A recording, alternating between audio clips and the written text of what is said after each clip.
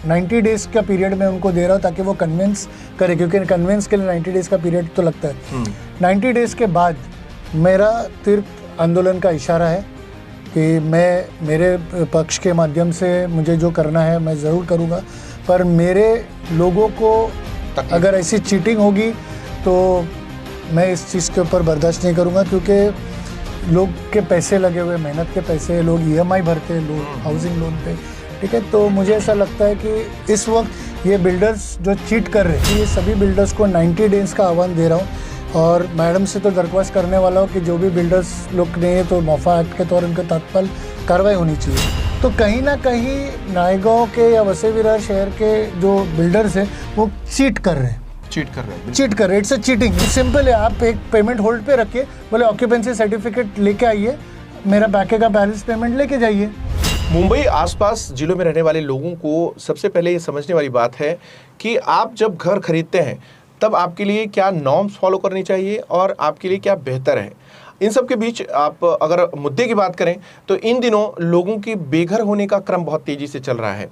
कहीं बुलडोजर्स चल रहे हैं तो कहीं तमाम घरों की समस्याएं आ रही हैं, कहीं कहीं लीगैलिटी में इशू आ रहे हैं। आखिर ये सब समस्याएं क्या है? खासकर अगर फोकस बात करें तो वसई विरार शहर में अभी 41 बिल्डिंग का मसला आया था, जिसमें कोर्ट के आदेश के बाद उन्हें इलीगल और अनऑथराइज बताकर इसके साथ ही रिजर्वेशन के कारण उसको तोड़ा गया, लेकिन ये तो एक अलग विषय है। इसके अलावा बात करें अगर शहर की, तो यहाँ पर जब आप घर खरीदते हैं तो सबसे पहले आपको किन चीज़ों का ध्यान रखना ज़रूरी होता है, क्या चीज़ें आपको आपके पास होनी चाहिए। आमतौर पे लोगों के दिमाग में ये होता है कि आपके पास घर बट्टी है, लाइट बिल है तो आप राइट ओनर हो चुके हैं। जी हाँ, ये बिल्कुल ही गलत है और पूरी तरह से ये आप भ्रम में हैं। और इन भ्रम को दूर करने के लिए आपको ये जानना ज़रूरी है कि आप अगर शहर में फ्लैट में घर ले रहे हैं और यानी फ्लैट ले रहे हैं, बिल्डिंग में घर ले रहे हैं, तो निश्चित तौर पे आपके पास क्या क्या लीगल डॉक्यूमेंट्स होने ज़रूरी हैं। अगर आप चौल या लोड बेरिंग में ले रहे हैं तो आप तो सबसे पहले रिस्क में हैं, क्योंकि वो पहले से ही अनऑथराइज कंस्ट्रक्शन है। बात करेंगे ऑक्यूपेशन सर्टिफिकेट, CC और अन्य चीज़ों की, और ऐसे मसले इसलिए बताने ज़रूरी है क्योंकि वसई विरार में आजकल ये मसला बहुत तेज़ी से उठा हुआ है। बात करें महानगर पालिका की जो रेगुलेटरी अथॉरिटी है और वसई विरार शहर में इनका रेगुलेशन चल रहा है। अभी हाल के बजट में महानगर पालिका कमिश्नर अनिल पवार ने OC के बाद ऑक्यूपेशन सर्टिफिकेट, जो ऑक्यूपेंसी सर्टिफिकेट, उसको लेकर उन्होंने चर्चा की थी। ऑक्यूपेंसी सर्टिफिकेट यानी जो OC है, आपकी बिल्डिंग को OC मिली है या नहीं मिली है, आप जहां घर खरीद रहे हैं OC मिली है या नहीं मिली है, इसमें आपको किस तरीके से एजेंट्स या बिल्डर्स जो अपना प्रोजेक्ट सेल कर रहे हैं वो आपको किस तरीके से चीट कर रहे हैं, इसके बारे में हम डिटेल बात करेंगे। हमारे साथ हैं माइकल मोजेस और ये है शिवसेना के शिंदे गुट के पदाधिकारी, वसई तालुका ग्रामीण। तो सर, सबसे पहले एक चीज़ मैं जानना चाहूँगा कि ऑक्यूपेंसी का जो सर्टिफिकेट है, ऑक्यूपेंसी का ये मसला वसई विरार में आपकी निगाह में कैसे आया, और ये मसला खासकर आपने इसकी तरफ हमारा ध्यान आकर्षित कराया है, तो आपसे ही जानना चाहेंगे कि क्या कुछ मसला है और लीगल इश्यूज़ क्या है इस समय। सर, मेरा ऐसा बोलना है मिश्रा जी कि ऑक्यूपेंसी सर्टिफिकेट का जो शब्द है उसमें ही क्लियर कट गया कि ऑक्यूपेंसी मतलब विदाउट एन ऑक्यूपेंसी सर्टिफिकेट अगर आप फ्लैट के अंदर दाखिल होते हो तो वो इलीगली है।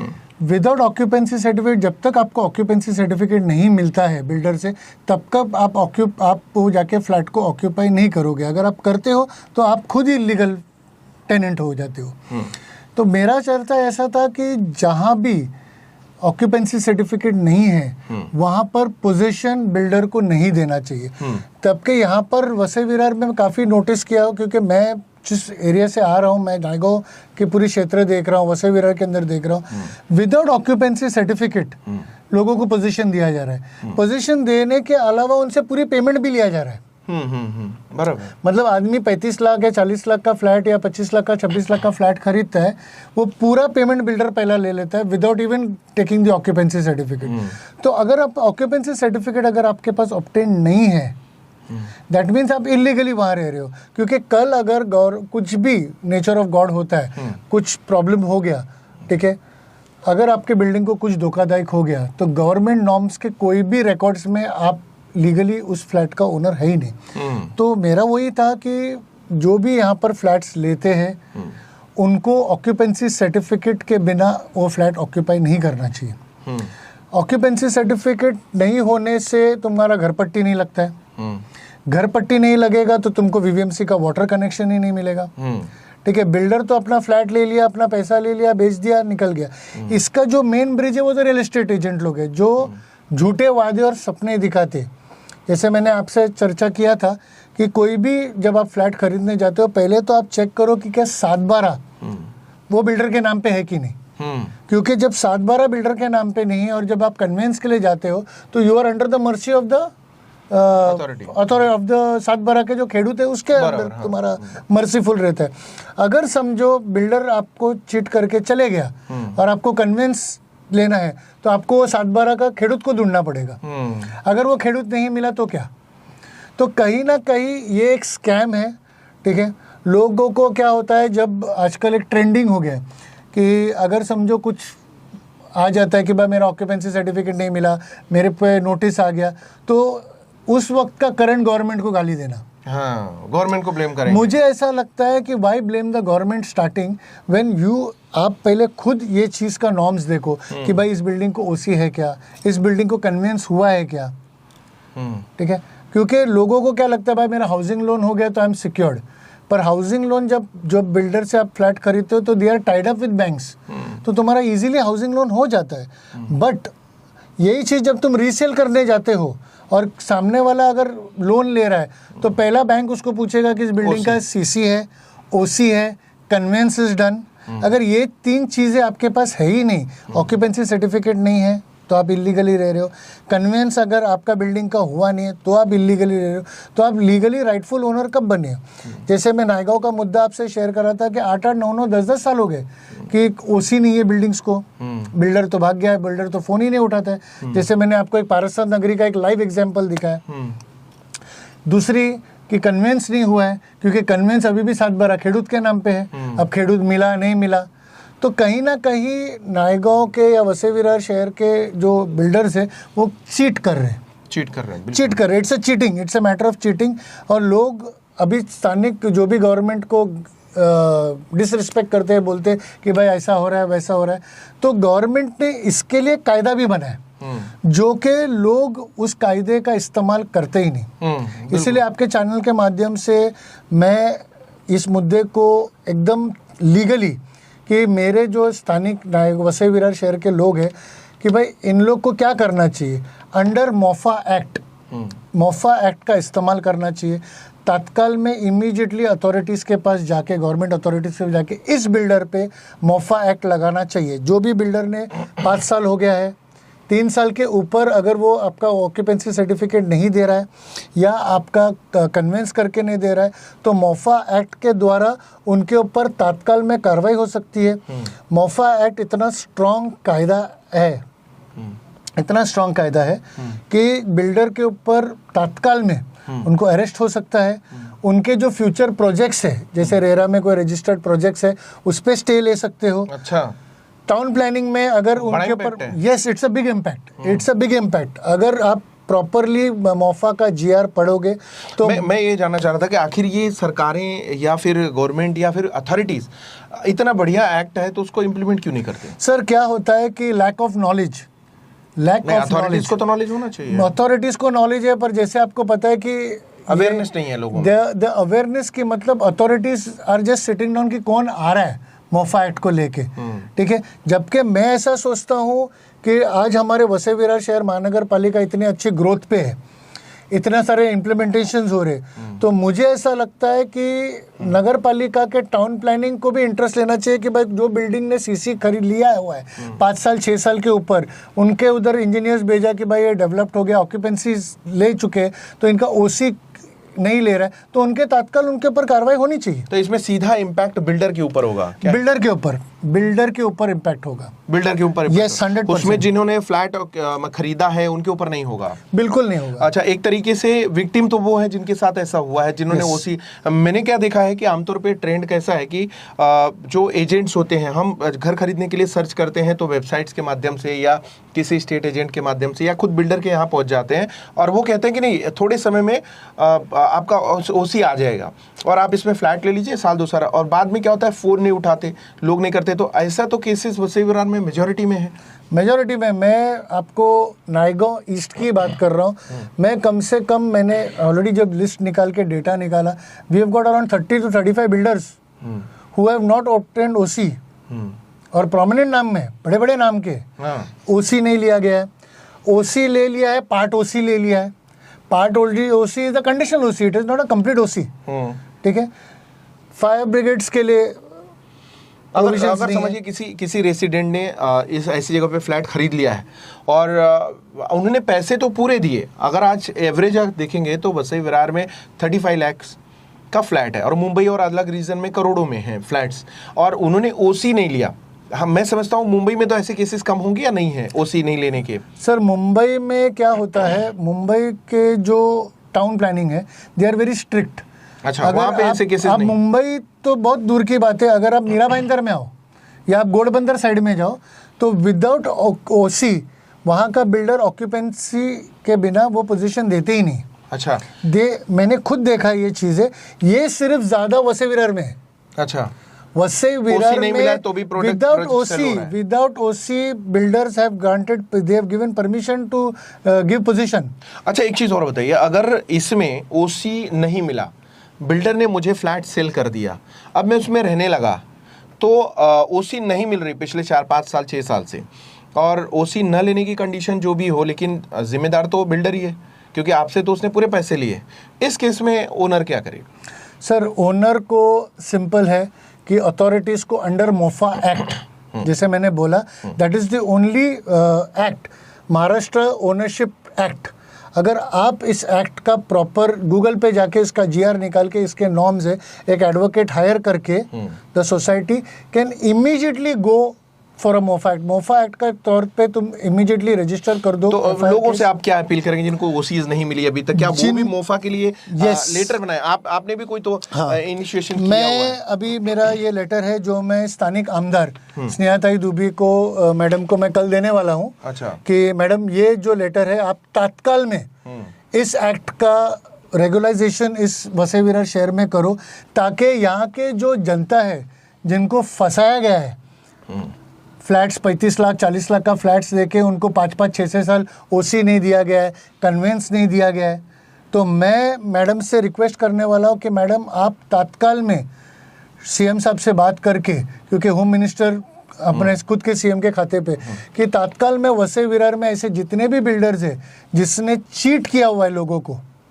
ओसी नहीं देके या कन्वेंस नहीं देके, इनके तात्काल इनके ऊपर मोफा एक्ट लगाने के लिए। एक और चीज़ बताना चाह रहा था कि वसई विरार शहर महानगर पालिका में ये जो 2024-25-26 का जो बजट हुआ 3,926 करोड़ का, उसमें कमिश्नर अनिल पवार ने ये बात उठाई है। उन्होंने कहा है कि जिनके पास ओसी नहीं है उनको आने वाले दिनों में पानी नहीं मिलेगा, जो बेसिक नीड्स हैं उसमें कॉरपोरेशन प्रोवाइड नहीं करने वाली है। दूसरी चीज़, जिन्होंने ओसी ले लिया हुआ है और उन्होंने अपनी बिल्डिंग में, अपने फ्लैट में स्ट्रक्चरल चेंजेस किए हैं, उनके ऊपर भी फाइन पड़ने वाली है। ये दोनों विषय जो है महानगर पालिका ने बहुत सीरियसली लिया है, और मुझे लगता है कि आपकी जो मांग है, या आप जिसके लिए अवेयरनेस कर रहे हैं लोगों को, खासकर उन लोगों को जो नए बायर्स हैं जो फ्लैट खरीदने जा रहे हैं, अगर उनको ओसी नहीं है उस बिल्डिंग की, तो मैं कहता हूँ कि उसको फ्लैट खरीदे ही नहीं।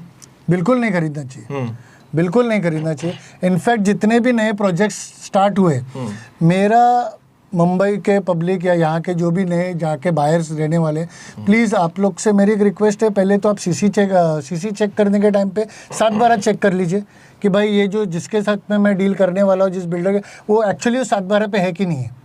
अभी वो 7 बार पे है तो भाई इस बिल्डिंग की ऑक्यूपेंसी सर्टिफिकेट ऑब्टेन, बिल्डिंग तैयार होने के बाद उसका ऑक्यूपेंसी सर्टिफिकेट ऑब्टेन होने के बाद ही आप फाइनल पेमेंट करिए। बिल्कुल, पैसे मत दीजिए। हाँ, सिंपल है, आप एक पेमेंट होल्ड पे रखिए, बोले ऑक्यूपेंसी सर्टिफिकेट लेके आइए, मेरा बाकी का बैलेंस पेमेंट लेके जाइए, सिंपल इट इज। तो ऐसे केसेस बहुत सारे हैं जहाँ पे लैंड्स जो है, ऐसे केसेस आए हैं जो गौराईपाड़ा वसई पूर्व का इलाका, जहाँ पर एक खेडूत 20 साल अपना प्रोडक्ट यानी अपनी ज़मीन बेचने के बाद वहाँ पे लैंड डेवलप हो जाती है और वहाँ पे लोग रहने लग जाते हैं, 200 चौल बन जाती है, और ये भाई साहब 20 साल के बाद वहाँ पे जाते हैं हाई कोर्ट बॉम्बे, और वहाँ पे ये कहते हैं कि हमारी ज़मीन पे इंक्रोचमेंट हो गया है और कोर्ट इसको खाली कराए। तो बॉम्बे हाई कोर्ट का कहना था कि ये किसी प्रकार की रिजर्वेशन लैंड नहीं है और ये आपकी प्राइवेट लैंड है, तो इसके लिए आप कॉर्पोरेशन में जाइए। और उन्होंने एक रिमार्क दिया कि due process of law, follow due process of law. और वो लेकर महानगर पालिका में वो खेडूत आता है, यानी लैंड ओनर आता है, और महानगर पालिका कुछ अधिकारियों से सेटिंग करता है और जाके उन 200 चालियों में से 82 चाल तोड़ देता है। तो ये उन लोगों की, और जबकि उनके पास नगर पंचायत की घरपट्टी है, उस जमाने की जब महानगर पालिका खुद फॉर्म नहीं हुई थी। तो ऐसे केसेस में क्या होता है कि जब कोई जमीन या कोई, जब आप किसी घर का या कुछ ऐसा हिस्सा खरीदते हो प्रॉपर्टी के तौर पे, तब ये बात जानना ज़रूरी है कि आपके पास लीगल नॉर्म्स में जो भी आप हैं, क्राइटेरिया है, क्या उसको आप फिलफिल कर रहे हैं, या फिर एजेंट या फिर वो बिल्डर का जो सपना दिखा रहा है, उस सपने को, उसके सपने दिखाने के हिसाब से आप टर्न आउट हो रहा है और बाद में जाके कन्विंस्ड होके आप जाके फ्लैट खरीद ले रहे हैं और उसमें ओसी नहीं है, किसी में स्ट्रक्चरल बहुत सारे फॉल्ट्स हैं, और आप 100% पेमेंट कर रहे हो, और बाद में आप परेशान होते हो कि अब बिल्डर फ़ोन नहीं उठा रहा है। ऐसी कंडीशन में आपने कहा कि मोफा एक्ट का बेनिफिट लिया जा सकता है। यस, 100%। तो अब आप स्नेहा दुबे जो विधायक हैं वसई की, आप उनसे अपील करने वाले हैं, मुलाकात करने वाले हैं। तो मुख्य जो चीज़ें हैं, आप उसको अगर समराइज़ किया जाए तो लोगों से क्या अपील करेंगे आप? देखिए, मेरा सिंपल है कि मैंने ये बात इसीलिए रखी है क्योंकि काफ़ी लोग मेरे पास आ चुके हैं। मैंने रेरा में कुछ सोसाइटीज़ का ऑलरेडी कंप्लेंट भी दाखिल किया था। मेरा सिंपल है कि भाई, जिस लोगों को दिक्कत है, मेरा संडे का जनता दरबार होता है शिवसेना के माध्यम से। हर संडे को 2 से लेकर 5 बजे तक मेरे ऑफ कार्यालय पे मेरा जनता दरबार रहता है। अगर कार्यालय की जरा लोकेशन बता दीजिए कहाँ? नायगांव ईस्ट में सिटीजन कॉलोनी में मेरा ऑफिस है, वहीं पर मेरा जनता दरबार रहता है। जैसे मैंने किस चीज़ सोचा है कि मैं अभी ये सभी बिल्डर्स को 90 डेज का आह्वान दे रहा हूँ, और मैडम से तो दरख्वास्त करने वाला हूँ कि जो भी बिल्डर्स लोग नहीं है तो मोफा एक्ट के तौर इनके तत्काल कार्रवाई होनी चाहिए। बाकी जो भी नए प्रोजेक्ट्स बन रहे हैं या जो भी नए बिल्डिंग्स कंप्लीट हो गए, अगर इन लोग ये नॉर्म्स फॉलो नहीं कर रहे हैं और इसकी जानकारी मुझे मिल रहा है, तो 90 डेज़ का पीरियड मैं उनको दे रहा हूँ ताकि वो कन्विंस करे, क्योंकि कन्विंस के लिए 90 डेज़ का पीरियड तो लगता है।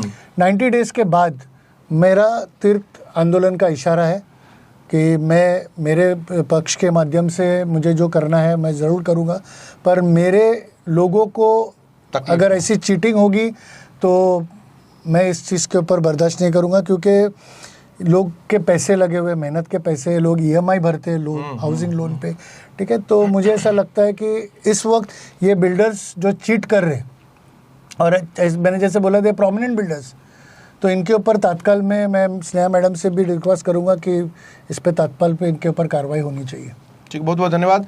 तो आप देख रहे थे माइकल मोजेस, जिन्होंने मसला उठाया, जिन्होंने मुद्दा उठाया, और इनका साफ कहना है कि जो लोग बिल्डिंग कंस्ट्रक्शन साइट पर जाकर नई नई बिल्डिंग्स परचेस या फ्लैट परचेस करना जाते हैं, तो उनको OC और CC ये दोनों चीज़ें, इसके साथ ही जो लैंड ओनर है जिन्होंने सेल किया है, वो प्रोजेक्ट बनाने के लिए जिन्होंने परमिशन दी है, उनका 7/12 क्या उस प्रोजेक्ट के नाम पर गया है कि नहीं गया है, ये बेसिक चीज़ है जिसमें आपको इन फ्यूचर उसका बड़ा बेनिफिट मिल सकता है, और अगर नहीं लेते हैं तो बहुत बुरा भी इम्पैक्ट आपको झेलना पड़ सकता है। इन तमाम चीज़ों को ध्यान में रखते हुए वसई विरार खासकर जहां पर कि OC नहीं मिली है, ऐसे केसेस जो है हजारों लाखों हैं, तो आप सोचिए कि आप कहां तक बच पाएंगे। एजेंट्स जो आपको प्रोजेक्ट सेल करते हैं वो अपने फ़ायदे के लिए करते हैं, उसमें आपका एक भी पैसे का फ़ायदा वो देखते नहीं है। तो जो भी स्टेट एजेंट हैं उनसे प्रॉपर डॉक्यूमेंट की बात करें, उनके यहाँ चाय नाश्ता पानी करके और अपनी एनर्जी वेस्ट करके आपको कुछ नहीं हासिल होने वाला है, क्योंकि वो अपने फ़ायदे के लिए काम कर रहे हैं, आपके फ़ायदे के लिए बिल्कुल काम नहीं कर रहे। आपका अपना ऐसा कोई अनुभव है OC CC या बिल्डर फ्रॉड को लेकर, आप हमें कमेंट में बता सकते हैं। हमारे साथ माइकल मोजेस जिन्होंने ये टाइम आपके लिए दिया है, वो आपकी मदद कर सकते हैं। इधर आपके बाकी जनप्रतिनिधि और अथॉरिटीज़ इनसे आप संपर्क कर सकते हैं। तो आप इन मुद्दों को ध्यान में रखते हुए अगर आप प्रॉपर्टी सर्च कर रहे हैं तो इन बेसिक इन्फॉर्मेशन है, इन सब बेसिक चीज़ों को फॉलो करते जाइए, नहीं तो आने वाले दिनों में बहुत सारी जो लीगल ऑब्लिगेशंस है उसको आपको टैकल करना पड़ सकता है। खैर, फिलहाल हमसे जुड़ने के लिए धन्यवाद, आभार। देखते रहिए मेट्रो सिटी समाचार।